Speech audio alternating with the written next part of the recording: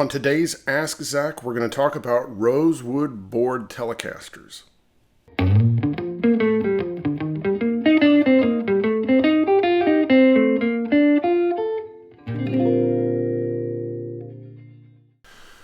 Well, hello friends and welcome to Ask Zach. Today we're going to talk about all things rosewood fretboard Telecasters. So we're going to talk about how the rosewood fretboard changes kind of the feel and tone of the guitar as you go from a one-piece maple neck to a rosewood fretboard instrument. We'll talk a little bit about the historical stuff, not too much because y'all have probably heard it many a time. But yeah, and then we'll talk about this specific guitar, which is a Custom Esquire.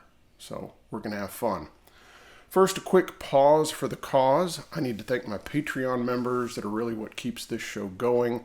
They are a huge blessing to me, and I'm grateful for them. So thank you. Also, thank you to everyone that's put money in the tip jar or done super thanks or, put a comment or a like. I appreciate it. All right, let's dive in. So historically, of course, Fender started experimenting with rosewood fretboards in 1958, but you don't see them on guitars till mid-1959. And the reason being was this. So this, of course, is my 1957 Esquire, and you can see that the fretboard is very worn. So, and that happened in a short period of time with pro players because they were playing the crap out of their guitars. And you started seeing Fender guitars on television that had wear on the neck, and Leo didn't really like it. So, these were maple necks with a thin nitro finish on them. And then, of course, as people played, bent strings, and just played them in general, you would wear the finish off, especially in the areas where you did the most playing. So their answer was to use a separate fretboard. And that was done for aesthetic purposes. And aesthetic purposes only. There was no thoughts about tone. It was purely about we want the guitar to look better longer. Also, there was a side kind of request by the marketing department, which means basically Don Randall and his salesmen. They wanted the Fender to look more professional, which if we translate that really means we want our guitar to look like everyone else's. So Fender guitars were very iconic with, a maple neck. Yeah, obviously you knew them by their body shapes and the headstock shapes and the 6-in-a-line tuner. But part of the Fender shtick was a one-piece maple neck. And so they went with a rosewood fretboard so it'll look more like a Gibson, Martin, Rickenbacker, all the other guitar makers out there. So they did that, and of course the transition happened in '59. Originally you have a slab board, which is the rosewood is flat at the bottom, which meets a flat joint on the maple neck. And then in mid-62, it goes to a curved veneer that's thick. And then by 64, you have a curved veneer that's pretty thin. And you see that through the end of the 70s or so. All right. Now, let's talk about, if you've watched this show at all, you've seen that I've rarely had a rosewood board Telecaster. And that's because I kind of have a hard time with them, not because of the tone, but because of the feel. So a lot of rosewood boards are kind of porous or more open grain. And of course they don't have a finish on it. And so I tend to not like the feel of a rosewood fretboard. It doesn't feel good to my hand. It doesn't feel good to my fingers specifically. So now on vintage Fenders, especially, those, rosewood board, Tele necks from the 60s, that rosewood is pretty nice. It is pretty oily and it's pretty tight grained, which means it's pretty smooth. However, I haven't, wanted to, or, had the wherewithal to pick up a 60s, Tele. I guess I'd have to, get rid of some stuff. But yeah, that has been kind of my beef. And I just feel like my fingers, it's not as slick. A maple neck with finish on it is slicker feeling, and it's smoother when you're bending strings or moving around the neck. So I just kind of avoided rosewood. So finally what happened was, people, you guys kept saying, when are you going to get a rosewood fretboard, Telecaster? And so finally I couldn't afford a vintage one. And so this is not a vintage guitar. This is a Parts-O-Caster. And so my buddy Brad and I, and Dave, his guitar tech, we put this together. So yeah. And I had to think a little bit about, well, what kind of rosewood board, Tele do I want? Because at first I thought, I want a Steve Cropper, Mike Bloomfield, kind of guitar, which would mean, a swamp ash, body with a kind of whitish, blonde finish, and of course, curved veneer, rosewood fretboard, yada, yada, yada. But the more I thought about it, it's like, I'm probably not going to get multiple rosewood board Teles because I've already got like 10 Telecasters, and I think this is my 11th one. Yes, it's a sickness. And I thought, well, if I'm only going to have one, I want it to be as different as possible from my other guitars. And so my other Telecasters are either maple necks or maple cap necks, and most of them have a swamp ash body. So I decided, well, let's do a custom Tele. I keep saying Tele custom. It's custom Tele. And because I wanted to have an alder body. And so this, of course, is a alder body. And, of course, you got a rosewood fretboard neck. And really, kind of the inspiration behind this was two of my favorite players that both came out of Los Angeles in the 1980s.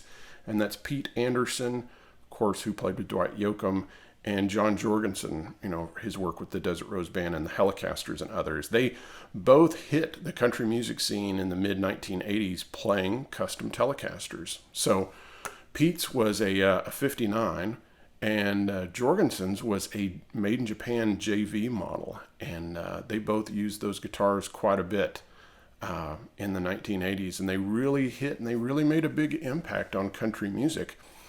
Because during that period, they were kind of the only guys that were playing Telecasters into tube amps. Really what was going on in Nashville at that time was guys playing Strats with EMG pickups into a chorus unit going direct. And it was a good sound, but Jorgensen, using a Tele into an AC30, and Pete, playing a Tele into a deluxe reverb, they really made an impact, both with their tones and their playing styles, and that they were actually using amplifiers. So that was kind of the inspiration for this. So this is kind of my nod to Pete and to Jorgensen. So I love their playing. So what is this guitar? So this is a body that we found on Reverb. It was alder, with binding on it, and it was relatively light. And because the whole guitar weighs a little over 7 pounds. And so light alder is hard to find. So we found that, and it had some finish on it, but it wasn't great. And so I stripped it down. I just used acetone, and I took all the finish off. And then Brad did this wonderful sunburst, and of course relicked it and everything. Then this is a WD pickguard that, of course, Brad aged quite a bit, even kind of burned it some with a cigar. Let's see. This is of course, a Fender bridge, and these are Music City bridge saddles. This is cold rolled steel, and these are stainless steel. They only had one cold roll. That's what I wanted, but anyway, I like the guitar, so I may leave it alone, but I might try out having the rest with the cold rolled steel. Normal 250K pots and an orange drop capacitor, 3-way switch. It's wired modern, as it were, meaning, neck, both, and then bridge. Pickups. This is a Peter Florence neck pickup that was made, a few years ago, and I bought a set from a guy off Reverb, and when he saw that it was Ask Zach, because that's my account on Reverb, he actually ended up giving me a discount because he watches the show and wanted to support it. I really appreciated it. And so there was a matching bridge pickup, but the bridge pickup mysteriously died. And so it metered fine, and so I need to get it fixed. So it's probably just got a bad solder joint or something. But anyway, so for now, this is a Curtis Novak 1960 pickup. So this is something that he started offering recently, and he asked me if I wanted one, and I said sure, I'd try it out. So this is his version of a 60s pickup, and it's wound to 7K and Alnico 5 magnets and such. So the neck is actually a Fender neck, and I'm not sure what model it was off of. It's not a vintage neck, but it had nitro because I put acetone to the back of the neck and it came off. So that's not poly. Then we had to, it had a Fender logo on it, but it didn't say Custom Telecaster. So we replaced that and we put a Custom Esquire logo because that's what we had lying around. Of course, Clusen machine heads, single string tree. I think these are 6105 frets. And then, of course, using D'Addario strings, 9.5 through 44. These are the coated XS. So maybe we ought to do a little playing before I keep yammering on. So let's hear this thing. So this is the bridge pickup, and you know, of course, you got to play some.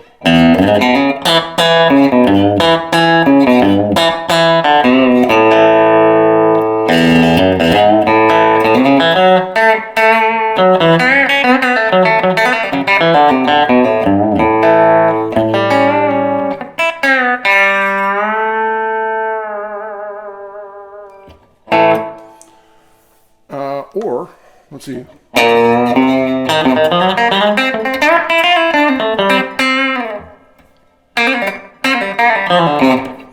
Little Jorgensen for you.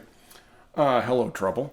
And of course, before that was a little bit of Guitars Cadillacs. So yeah, so that's the bridge pickup. Here's both pickups together.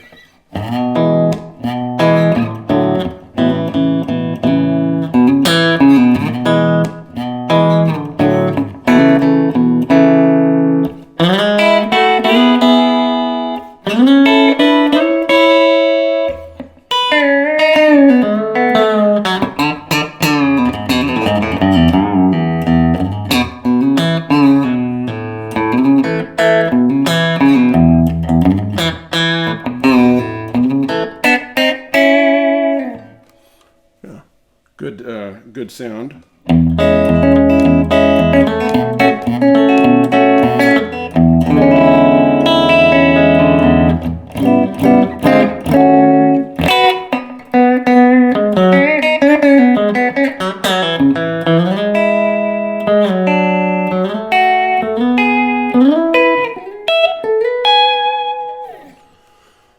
And the neck pickup.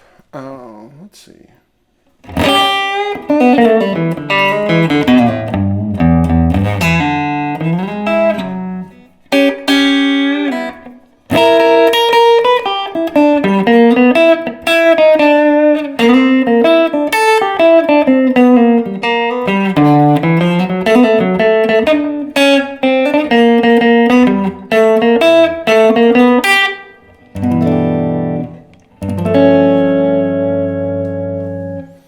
Got to do a little neck shake so you'd be modern.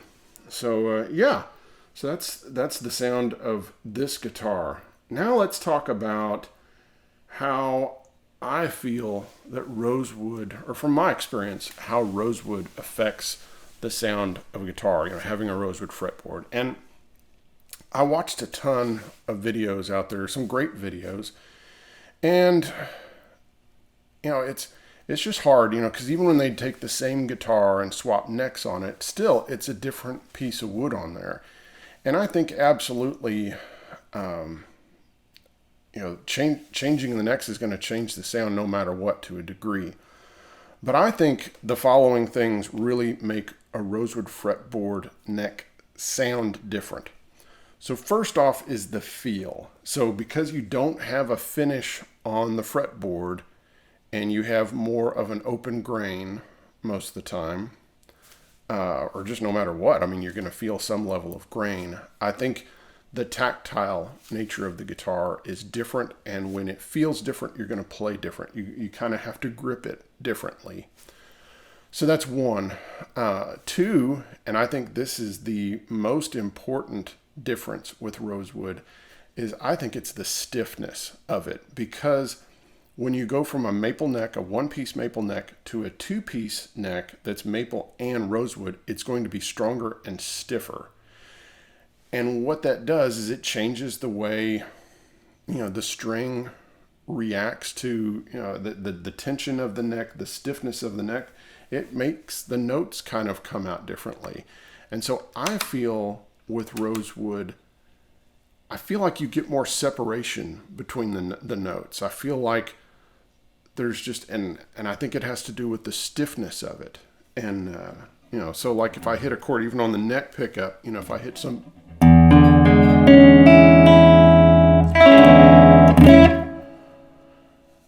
I just feel like it has like this certain attack and certain kind of separation between the notes that you kind of can't get away from, and it's a great thing. The notes don't kind of meld together as much, I think, because of the stiffness of the neck.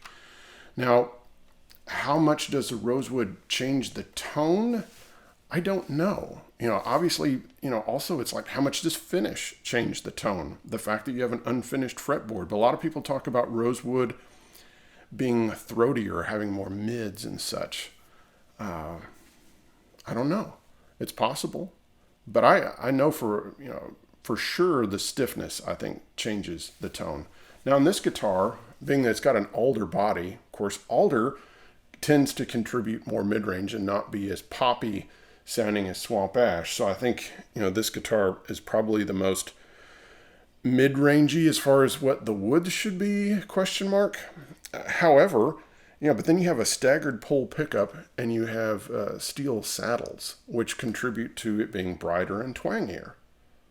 So, and really when you get down to it, when you're talking about vintage Fender guitars, to me the twangiest vintage Fender guitars, meaning pre-CBS, are really the early 60s Telecasters. I mean, I think there's nothing twangier than a 59 or a 60 Tele, especially with a blonde one with a swamp ash body, and of course steel saddles, threaded steel saddles, and a staggered pole pickup. I think they tend to be really twangy. And as far as the fattest, darkest sounding, pre-CBS Fenders, I'd say most of the time it's going to be Blackguards because of the brass saddles and the flat pole pickup, even though it's got a finished maple neck and a swamp ash body.